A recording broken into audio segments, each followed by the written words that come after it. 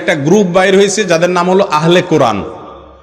বাংলাদেশে অবশ্য তারা নিজেদেরকে এই নামে পরিচয় দেয় না, তাদের বাংলাদেশের নাম হলো কোরআন রিসার্চ ফাউন্ডেশন, QRF। অনেক বক্তার নামের শেষে দেখবেন সদস্য QRF, মানে কোরআন রিসার্চ ফাউন্ডেশন। এই ফাউন্ডেশনের কাজ হলো মানুষকে নবী করিম সাল্লাল্লাহু আলাইহি সাল্লামের হাদিস থেকে দূরে সরানো। কারণ হাদিস থেকে দূরে সরাতে পারলে মুসলমান এমনিই আস্তে আস্তে বেঈমান হয়ে যাবে। তো এই সমস্ত লোকগুলোর এরকম উদ্ভট অনেক প্রশ্ন অনেক সময় থাকে। যিনি প্রশ্ন করেছেন সে ভাই হয়তো সেরকম না, কিন্তু সচরাচর এরকম প্রশ্ন থাকে। দেখুন, আল খামারু মা ইউখামিরুল আকলা, কোরআনে আল্লাহ তাআলা ক্ষমার নিষেধ করেছেন।